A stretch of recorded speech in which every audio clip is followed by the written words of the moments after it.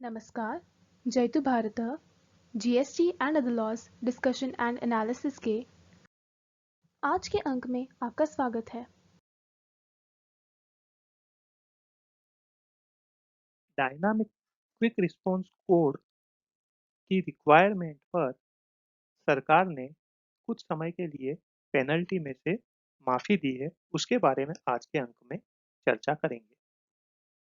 सरकार ने penalty waiver के लिए नोटिफिकेशन नंबर 89 ऑफ 2020 इश्यू किया है, लेकिन इस नोटिफिकेशन के बारे में जानने से पहले इसकी पूर्व भूमिका समझ लेना आवश्यक है। सरकार ने सीजीएसटी के रूल 46 के अंतर्गत जारी नोटिफिकेशन नंबर 14 ऑफ 2020 से यह निर्धारित किया था कि जिन टैक्स पेयर्स का एग्रीगेट टर्नओवर 500 करोड़ रुपए से ज्यादा हो, वे यदि अनरजिस्टर्ड पर्सन को इनवॉइस इश्यू करते हैं, अर्थात बिजनेस टू कंज्यूमर इनवॉइस, तो वैसे इनवॉइस पर डायनामिक क्विक रिस्पॉन्स कोड होना जरूरी है, जिसे हम क्यूआर कोड कहते हैं।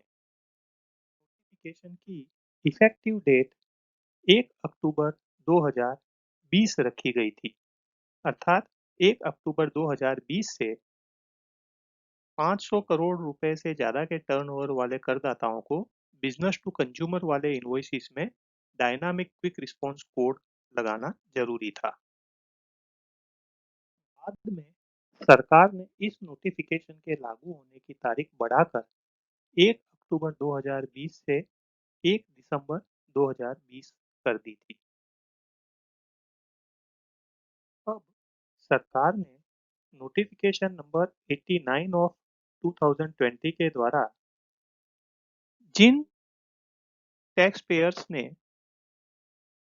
1 दिसंबर 2020 से लेकर 31 मार्च 2021 तक नोटिफिकेशन नंबर 14 2020 का अनुपालन नहीं किया है, उनकी सेक्शन 125 की पेनल्टी को वेव कर दिया है, लेकिन उसमें यह कंडीशन रखी गई है कि वह रजिस्टर्ड पर्सन उन प्रोविजंस का 1 अप्रैल 2021 से अनुपालन करता है। इस प्रकार इसमें दो बातें जानना महत्वपूर्ण है।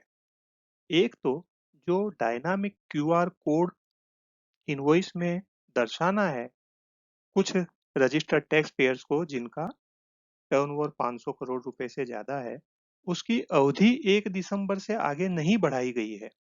लेकिन जो टैक्स पेयर्स अभी 1 दिसंबर से लेकर 31 मार्च तक पूरी तरह से इस नोटिफिकेशन की अनुपालना नहीं कर सकते हैं, लेकिन इस समय का उपयोग करके 1 अप्रैल 2021 से वह पूरी तरह से notification number 14 of 2020 central tax का अनुपालन करते हैं और अपने बिजनेस टू कंज्यूमर इनवॉइसेस के अंदर डायनामिक क्विक रिस्पॉन्स कोड दर्शाते हैं, तो उनको 1 दिसंबर 2020 से लेकर 31 मार्च 2021 तक के बीच में जो भी नॉन कॉम्प्लायंस हुआ है, उसके कारण से कोई पेनल्टी इम्पोज नहीं की जाएगी।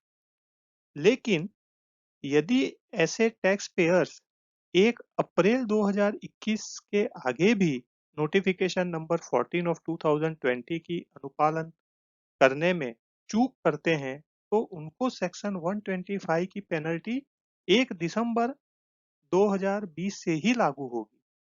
तो इस प्रकार से यह जो जीएसटी काउंसिल, सरकार और सीबीआईसी का एक ये नोवल आइडिया कह सकते हैं कि जो टैक्स कंप्लायंट जो एसएसीज हैं, उनको पेनल्टी में से माफी देने का यह नोटिफिकेशन है। लेकिन जो इस समय अवधि का भी उपयोग नहीं करते हैं और कंटिन्यूअसली नॉन कंप्लायंट रहते हैं, उनको पेनल्टी में से माफी नहीं मिलेगी। यानी यह जो नोटिफिकेशन है, यह सभी लोगों को ब्लैंकेट माफी नहीं देता है।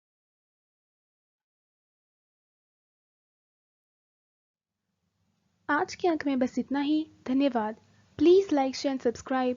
आपको और किसी जीएसटी रिलेटेड विषय पर जानकारी चाहिए विशेषतः तो कमेंट्स में लिख सकते हैं। जय हिंद।